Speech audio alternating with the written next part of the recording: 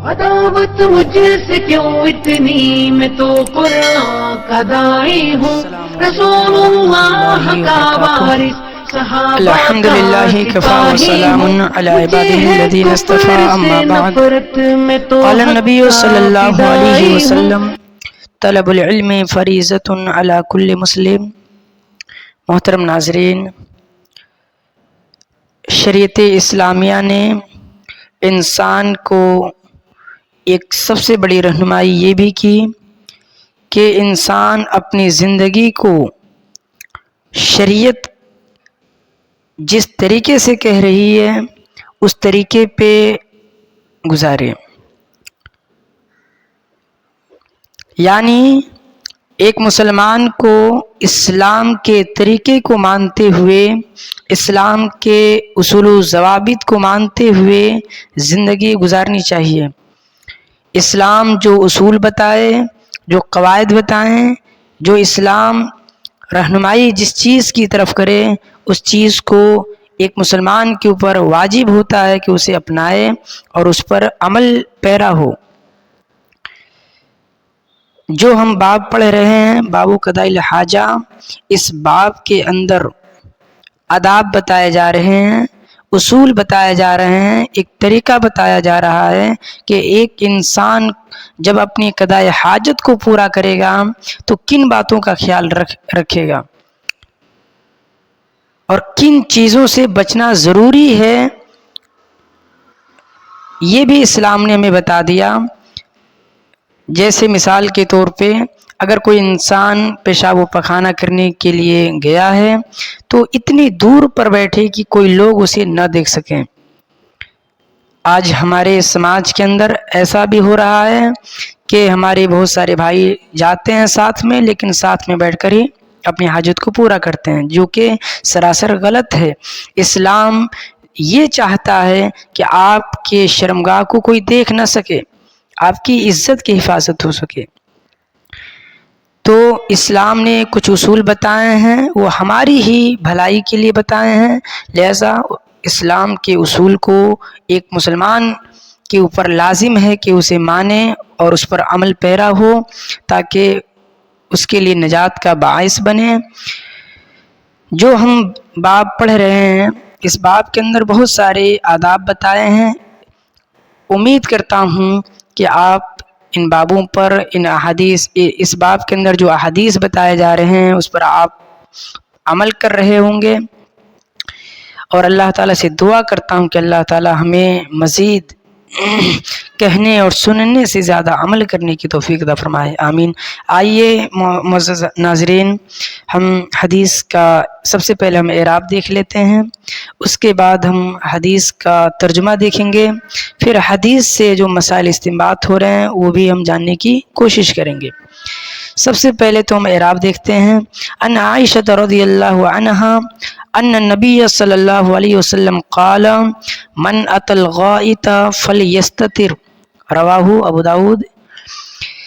ان عائشہ رضی اللہ عنہا، عائشہ رضی اللہ تعالیٰ عنہا روایت کرتی ہیں۔ عائشہ رضی اللہ تعالیٰ عنہا کون ہیں؟ یہ حضرت ابو بکر صدیق کی بیٹی ہیں اور یہ نبی صلی اللہ علیہ وسلم کی چہیتی بیوی ہیں۔ حضرت عائشہ رضی اللہ تعالیٰ عنہا یہ اپنے زمانے کی فقیہہ تھیں۔ جب کوئی مسئلہ صحابہ کرام کے درمیان پیش آتا تو صحابہ کرام رضی اللہ عنہم اجمعین حضرت عائشہ رضی اللہ تعالیٰ عنہ کی طرف رجوع کرتے، ان سے مسئلہ دریافت کرتے تھے۔ اس سے معلوم ہوتا ہے کہ عائشہ رضی اللہ تعالیٰ عنہا ایک فقیہہ، ایک محدث کی حیثیت رکھتی ہیں۔ اور دیکھا جائے روات میں کہ کتنے انہوں نے احادیث کو روایت کیا ہے، تو زیادہ حدیثوں کو روایت کرنے والی عورتوں میں سب سے پہلے نمبر اگر کسی کا آتا ہے تو حضرت عائشہ رضی اللہ تعالیٰ عنہ کا آتا ہے۔ ان سے جو احادیث مروی ہے 2210 احادیث ان سے مروی ہے۔ تقریباً تیسرے نمبر پہ ان کا نام آتا ہے جو زیادہ حدیث روایت کرنے والے ہیں۔ پہلے نمبر پہ حضرت ابو ہریرہ رضی اللہ تعالیٰ عنہ آتے ہیں، اس کے بعد انس بن مالک رضی اللہ تعالیٰ عنہ آتے ہیں، اس کے بعد حضرت عائشہ رضی اللہ تعالیٰ عنہ ہی آتی ہیں۔ تیسرے نمبر پہ ان کا شمار کیا جاتا ہے زیادہ روایت کرنے والوں میں سے۔ تو عائشہ رضی اللہ تعالیٰ عنہ یہ نبی صلی اللہ علیہ وسلم کی چہیتی بیوی ہیں۔ یہ 6 یا 7 سال کی عمر میں نکاح ہوا نبی صلی اللہ علیہ وسلم سے، 9 سال کی عمر میں رخصتی ہوئی، اور نبی صلی اللہ علیہ وسلم کے ساتھ انہوں نے جو زندگی گزارا، 9 سال تقریباً نبی صلی اللہ علیہ وسلم کے ساتھ انہوں نے زندگی گزارا۔ جب یہ 18 سال کی عمر کو پہنچی تو اللہ کے نبی صلی اللہ علیہ وسلم دنیا سے رخصت کر گئے، وفات پا گئے۔ تو یہ عائشہ رضی اللہ تعالیٰ عنہ ہیں، ان کی وفات 57 یا 58 ہجری کو ہوئی، اس میں اختلاف ہے، 57 ہجری کو ہوئی یا 58 ہجری کو، بہرحال 57 یا 58 ہجری کے ان کی وفات ہوئی۔ 57 ہجری اکثر جو تاریخ میں ملتا ہے 57 ہجری، بہرحال لیکن 58 ہجری بھی بعض علماء کہتے ہیں، تو 57 یا 58 ہجری میں وفات ہوئی ان کی۔ ان عائشہ رضی اللہ تعالیٰ عنہ، یا عائشہ رضی اللہ تعالیٰ عنہ کے بارے میں آپ نے جان لیا۔ اب حدیث دیکھیے، ان نبی صلی اللہ علیہ وسلم قال، عائشہ رضی اللہ تعالیٰ عنہ کہتی ہیں کہ بے شک نبی صلی اللہ علیہ وسلم نے فرمایا، من ات الغائط، غائط کہتے ہیں پاخانہ کو، یعنی جو پخانہ کرنے کے لیے آئے، عطا کا معنی ہوتا ہے آنا، من ات الغائط جو پخانہ کرنے کے لیے آئے۔ اس کا ترجمہ آپ یہ بھی کر سکتے ہیں کہ جو پاخانہ کرنے کے لیے یا قضاء حاجت کرنے کے لیے جائے، آپ یہ بھی کر سکتے ہیں کہ جو پاخانہ کرنے کے لیے آئے، اور دوسرا ترجمہ آپ یہ کر سکتے ہیں کہ جو پاخانہ یا قضاء حاجت کرنے کے لیے جائے، فَلْيَسْتَتِرْ، یہ جواب شرط ہے، تو چاہیے کہ وہ پردہ کرے۔ فَلْيَسْتَتِرْ اس کا مطلب یہ ہوتا ہے کہ یعنی کہ اس طریقے سے بیٹھے کسی ایسی جگہ پر کہ کوئی لوگ اسے نہ دیکھ سکیں، ایسی جگہ پر نہ بیٹھے جہاں پر لوگ اسے دیکھ سکیں، اس کی شرمگاہ کی حفاظت نہ ہو سکے، شرمگاہ کی بے پردہ رہے، ایسی جگہ پہ نہ بیٹھے کہ لوگ اس کی شرمگاہ کو دیکھ سکیں۔ تو من ات الغائط جو قضاء حاجت کرنے کے لیے جائے، فَلْيَسْتَتِرْ چاہیے کہ وہ پردہ کرے، یعنی ایسی جگہ پر بیٹھے جہاں پر لوگ اسے نہ دیکھ سکیں۔ آج کے دور میں ٹوائلٹ ہے، تو ٹوائلٹ میں چاروں طرف سے بند رہتے ہیں، دروازہ بھی بند رہتا ہے، تو اس میں کوئی گنجائش نہیں رہتی کہ کوئی دیکھ سکے گا۔ تو یہ مسئلہ سمجھیے کہ میدان کے لیے، صحرا کے لیے، کہ اگر کوئی شخص میدان کے لیے صحرا میں گیا ہے تو وہاں پر اس بات کا خیال رکھے، ایسی جگہ پر بیٹھے کہ لوگ اسے نہ دیکھ سکیں، جیسا کہ اللہ کے نبی صلی اللہ علیہ وسلم کے تعلق سے آتا ہے کہ اللہ کے نبی اتنی دور نکل جاتے تھے کہ لوگ نہیں دیکھ پاتے تھے، لوگوں کے نظروں سے اوجھل ہو جاتے تھے۔ آپ جیسا کہ آپ حدیث پڑھ چکے ہیں، تو یہ عائشہ رضی اللہ تعالیٰ عنہ جو روایت کرتی ہیں کہ جو بھی پیشاب و پخانہ کرنے کے لیے آئے، قضاء حاجت کو پورا کرنے کے لیے جائے، چاہیے کہ وہ پردہ کرے۔ رواہ ابو داؤد، اسے ابو داؤد نے روایت کیا ہے۔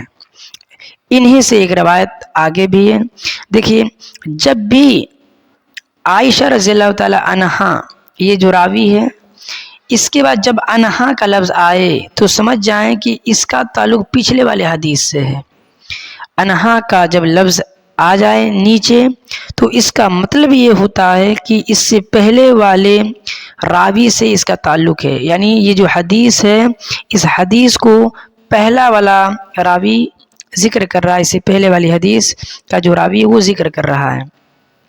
تو انہی سے روایت، انہا انہی سے روایت ہے۔ ایک بات یہ بھی یاد رکھیں کہ مؤنث کے ساتھ، ایک خاتون کے ساتھ انہا کا لفظ استعمال ہوتا ہے۔ رضی اللہ تعالی عنہا، جب بھی کوئی صحابیہ ہوں گی مؤنث میں تو ان کے ساتھ رضی اللہ تعالی عنہا، ہا کو الف کے ساتھ، انہا، اور اگر کوئی صحابی مذکر ہے تو اسے کہیں گے رضی اللہ عنہ، یہ بات ذہن کے اندر رکھیں گے۔ اور ایک چیز اور ذہن کے اندر رکھنا ہے کہ جب بھی باپ اور بیٹے دونوں اگر صحابی ہوں تو رضی اللہ عنہما ہم کہیں گے، عنہما، ہما تثنیہ کا صیغہ استعمال کریں گے، یعنی دونوں باپ بیٹے دونوں صحابی ہیں، جیسے کہ ابن عمر رضی اللہ تعالیٰ عنہما، عبداللہ ابن عمر رضی اللہ تعالیٰ عنہما، ہم عنہ نہیں کہیں گے، عبداللہ بن عمر رضی اللہ عنہما، تو عبداللہ بھی صحابی ہیں اور عمر فاروق رضی اللہ عنہ بھی صحابی ہیں، تو دونوں صحابی ہیں، اس لیے ہم کہیں گے رضی اللہ عنہما۔ تو یہ عنہما اور عنہ اور عنہا میں فرق ہے۔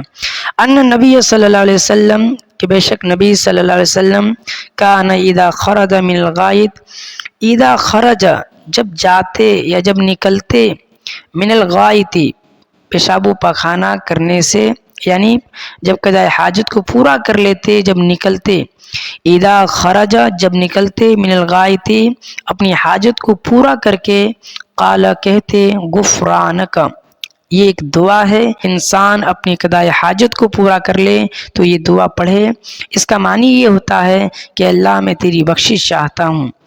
اخرجہ الخمسہ، اسے خمسہ نے روایت کیا ہے۔ خمسہ سے کون لوگ مراد ہیں؟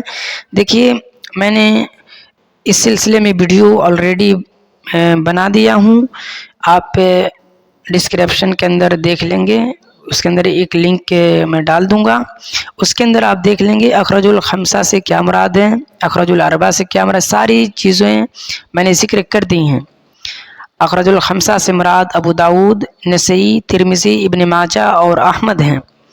وصححہ ابو حاتم، اور اسے ابو حاتم نے اور حاکم نے صحیح قرار دیا، گویا کہ یہ حدیث صحیح ہے۔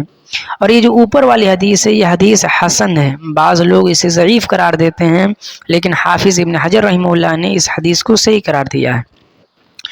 تو یہ دونوں حدیثیں گویا کہ قبول والی حدیث ہیں۔ ان دونوں حدیث سے کیا مسائل ثابت ہوئے یہ جاننا ضروری ہے۔ پہلا مسئلہ یہ ثابت ہوا کہ جب بھی انسان قضاء حاجت کرنے کے لیے باہر جائے تو ایسی جگہ پر بیٹھے جہاں پر لوگ اسے نہ دیکھ سکیں، پہلا مسئلہ یہ ثابت ہوا۔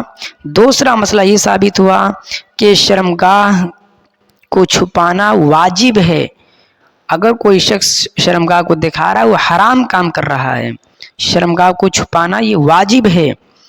اور تیسرا مسئلہ یہ ثابت ہوا کہ جب انسان قضاء حاجت کو پورا کر کے آئے، یعنی اپنے پیشاب و پخانہ کر کے جب فارغ ہو جائے تو غفرانک یہ دعا پڑھنا چاہیے، یہ مستحب ہے۔ تو یہ تین مسائل ثابت ہوئے۔ اگر کوئی بھی بات سمجھ نہ آئے تو آپ ہمیں کمنٹ کر سکتے ہیں، انشاءاللہ ہم کوشش کریں گے کہ آپ کا جواب جلدی دے دیں۔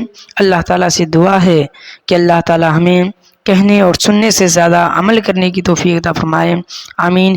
اور ایک بات یہ بھی بتا دینا چاہتا ہوں کہ بلوغ المرام من ادلۃ الاحکام کے جو احادیث ہیں، ان احادیث میں کون کون سی احادیث حفظ کرنے والی ہیں یہ بھی ہم ایک PDF بنائیں گے اس سلسلے میں، اور اس پر جو بلوغ المرام من ادلۃ الاحکام کے جو نوٹس ہیں وہ تیار کر رہا ہوں، انشاءاللہ جب تیار ہو جائے گا آپ کے سامنے لایا جائے گا تاکہ آپ اس سے فائدہ حاصل کر سکیں۔